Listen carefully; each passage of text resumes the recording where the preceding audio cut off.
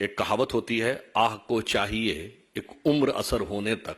यहां तो 4 पीढ़ी निकल गई, 4 उम्र गुजर गई और अब वो कह रहे हैं कि साहब अब वो कमाल करके दिखा देंगे।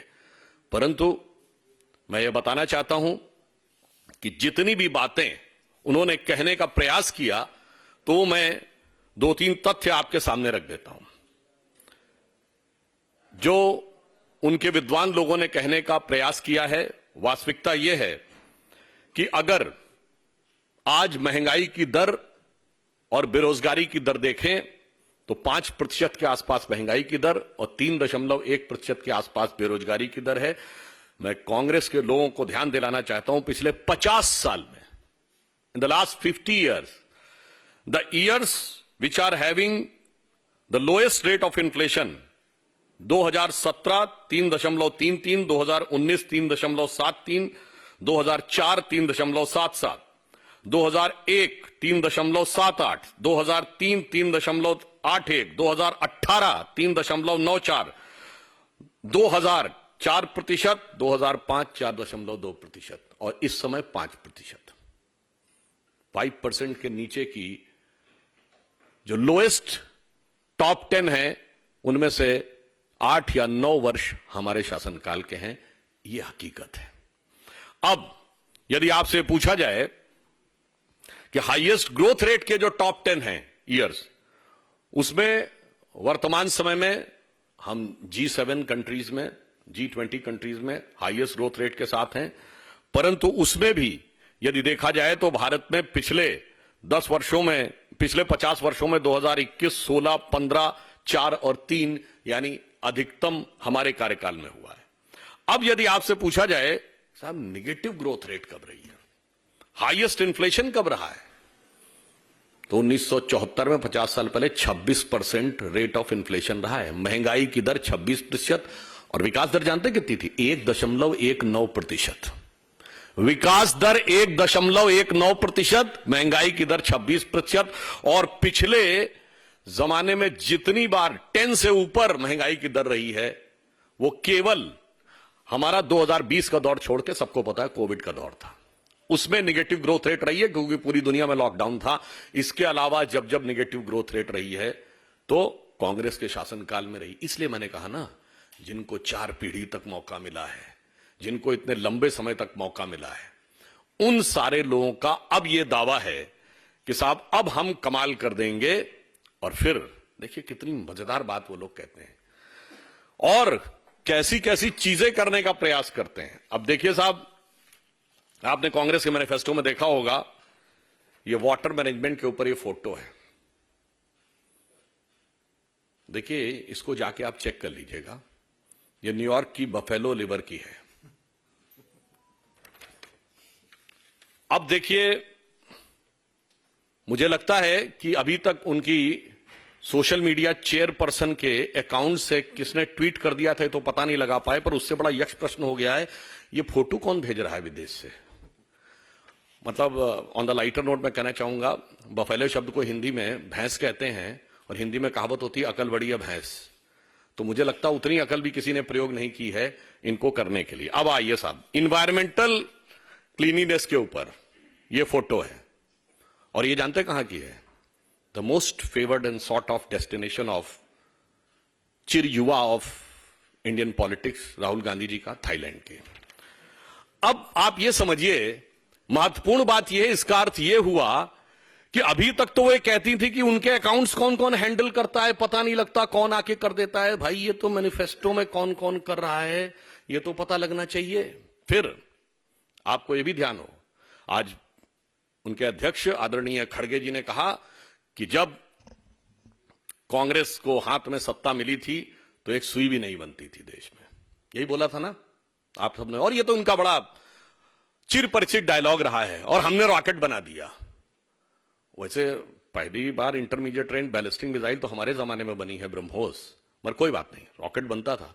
पर ये बताइए 47 में सुई नहीं बनती थी। आपको पता है भारत का पहला पावर प्रोजेक्ट, शिव समुद्रम पावर प्रोजेक्ट, 1902 में मैसूर में शुरू हो गया था, मगर सुई नहीं बनती थी। Indian institute of sciences Bangalore 1916 बन गया था, सुई नहीं बनती थी। पहला डैम विश्वेश्वरैया जी ने मैसूर में बना दिया था आजादी से पहले, पर भारत में कुछ होता थोड़ी था। मिंटो आई हॉस्पिटल बन गया था बेंगलोर में, भारत का पहला नहीं दुनिया का पहला। इससे पहले हॉस्पिटल्स में आई डिपार्टमेंट होता था, मगर आई हॉस्पिटल पहला बना था। कुछ होता थोड़ी था भारत में। अच्छा ये बताइए, सीवी रमन को नोबेल प्राइज मिल गया था 1930 में, मगर सारे पढ़ने के संस्थान तो नेहरू जी ने खोले थे। तो नेहरू जी के बनने से पहले, जैसे आइंस्टीन की थ्योरी में कहते हैं ना कि वो पोस्ट में जाके शायद वो बैक उसमें जाकर उन्होंने बना दिया था। दूसरी बात, वो सब डॉक्टर इंजीनियर तो सब आजादी के बाद नेहरू जी की कृपा से बनने शुरू हुए। और डॉक्टर द्वारकानाथ कोटनीस का आपने नाम सुना होगा, वो चाइना और जापान की वॉर में मदद करने के लिए 1930-32 में डॉक्टरों का प्रतिनिधि मंडल लेके गए थे। और हमारे विचार परिवार के संघ के संस्थापक डॉक्टर केशवराव बलीराम हेडगेवार डॉक्टरी पढ़ लिए थे 1920 में ही। मैं सिर्फ ये यथार्थ बनाना चाहता हूं, भारत की वायुसेना 1932 में बन गई। मैंने सिर्फ ये बताने का प्रयास किया है, बहुत सारी चीजें उनको लीगेसी में मिली, यथार्थ क्या था ये बताना चाहता हूं। ये बताइए एयरलाइंस कब बनी थी, टाटा की एयरलाइंस। परंतु यही हम आपसे साफ बताना चाहते हैं कि जो हकीकत है और जो झूठ है उसका अंतर बहुत साफ है।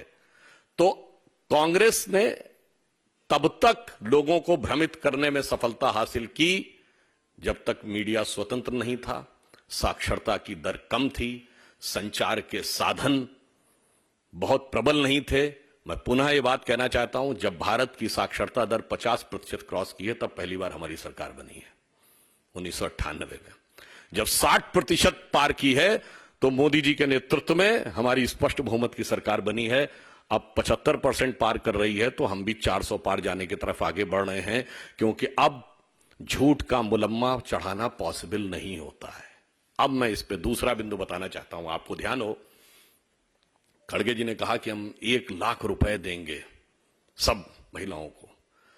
ऐसी जानकारी लगी है हमें कि शायद उस पर वांछित प्रतिक्रिया नहीं मिली, तो ये बोलना पड़ा भाई ताली नहीं बजाएंगे क्योंकि इससे पहले भी 2019 के चुनाव में राहुल गांधी जी ने कहा था ना 72,000 रुपए देंगे सबको। ये अपने शासित कितने राज्यों में दे दिए थे, 3 में तो अभी सरकार है, और छत्तीसगढ़ और राजस्थान में अभी सरकार गई है 4 महीने पहले। तो कितने दे दिए थे, ये अंतर है जिसे कहते हैं पर उपदेश कुशल बहुतेरे। इसलिए इस मैनिफेस्टो को देखकर सिर्फ एक ही बात कही जा सकती है, जो मैंने उदाहरण दिया कि लोग शायद प्रतिक्रिया करने को तैयार नहीं थे, उनसे आह्वान करना पड़ा कि भाई ताली तो बजाइए। जिसे एक पंक्ति में कहा जाता है कि वो पैरवी तो झूठ की करता चला गया, वो पैरवी तो झूठ की करता चला गया, बस उसका चेहरा उतरता चला गया। तो आज ये तथाकथित न्याय, देखिए कितनी मजेदार बात है, इन्होंने अपने घोषणा पत्र का नाम रखा है न्याय पत्र। मतलब 55 साल तो अन्याय किए हैं मान लिए हैं। मतलब कोई नई नवेली पार्टी होती, अजब अलबेली पार्टी, जो इस समय भारत की राजनीति की सबसे नई पार्टी है, जिसके आगे वो पुरानी धुरानी और नई नवेली दोनों मिलकर एक हो गए हैं, वो एक बार कहती तो समझ में आता था। आपका इतना बड़ा बैगेज और ये आप कहने का प्रयास कर रहे हैं, इसलिए मैं गंभीरता से कहना चाहता हूं, जिन्होंने भारत की युवाओं की क्षमता के साथ न्याय नहीं किया, जिन्होंने भारत की आर्थिक क्षमता के साथ न्याय नहीं किया, जिन्होंने भारत की औद्योगिक क्षमता के साथ न्याय नहीं किया, जिन्होंने भारत की सैन्य क्षमता के साथ न्याय नहीं किया, जिन्होंने भारत की सुरक्षा के साथ न्याय नहीं किया, वो न्याय ये था कि हमारी फौजें मैदान में जीत के आती थीं और राजनीति की टेबल पर सब कुछ लुटा के सरकारें चली आती थीं। जैसे हम उस जमाने में एक नारा कहते थे कि फौज न हारी, कौम न हारी, हार गई सरकार हमारी। हमारे सैनिकों ने बलिदान देकर जो जो इलाके कब्जे में किए, और इनकी विदेश नीति क्या रही कि पंजाब गया, कश्मीर गया, आधा आधा चला गया, और चला बंगाल गया, और चीन के हाथों मानसरोवर का वहां ऊंचा भाल गया। इसलिए जिन्होंने भारत की सांस्कृतिक गौरव के साथ कभी न्याय नहीं किया, जिन्होंने भारत की सामाजिक समरसता के साथ न्याय नहीं किया, जिन्होंने भारत की योग्यता के साथ कभी न्याय नहीं किया, वो जब भेष बदल कर आकर आज ये कहने का प्रयास करते हैं तो भारत की जनता पूरी तरीके से आश्वस्त है। और मजे की बात, विदेशी फोटो लगाते हैं। विदेशी प्रभाव जो है वो कांग्रेस के ऊपर कितना गहरा हो गया है। और यहां मैं पुनः ये पूछना चाहता हूं कि चूंकि वो अभी तक ये बता नहीं पाते हैं कि उनके अकाउंट्स कौन डील करता है और ये फोटोएं कहां से आती हैं, इसमें विषय ये नहीं है कि फोटो गलत लग गई है, विषय ये है कि फोटो विदेश की लग गई है। ये गंभीरता की बात है। यानी अभी तक वो विदेश में जाकर भारत के विरुद्ध अपशब्दों का प्रयोग तो करते थे, मोदी जी से लड़ने के लिए विदेश में जाके गुहार तो लगाते थे, अब विदेश से उधार लाकर फोटो भी लगाने लगे हैं। मुझे लगता है ये अपने आप में और गंभीर प्रश्न खड़े करता है।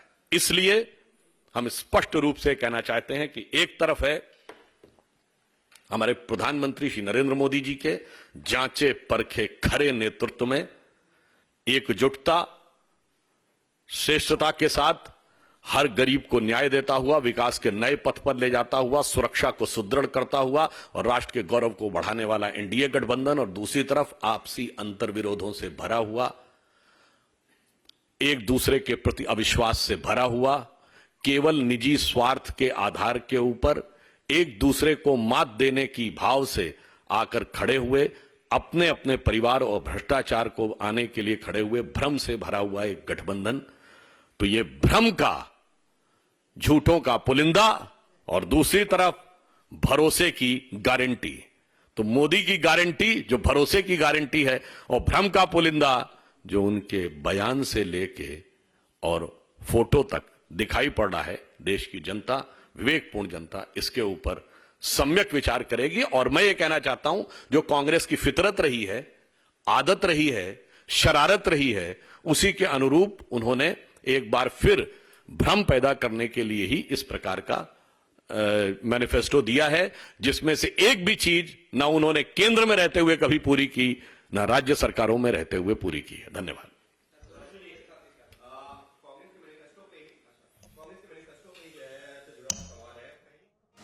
तो बीजेपी सांसद सुधांशु त्रिवेदी को आप सुन रहे थे। कांग्रेस ने झूठे वादे किए अपने मैनिफेस्टो में, ये तमाम आरोप उनकी तरफ से लगाते हुए कहा गया है कि विदेश में भारत को क्रिटिसाइज किया गया राहुल गांधी की तरफ से, और अब उनके मैनिफेस्टो में विदेश की तस्वीर लगाई गई है। 55 साल अन्याय किया, अब न्याय करने की बात की जा रही है।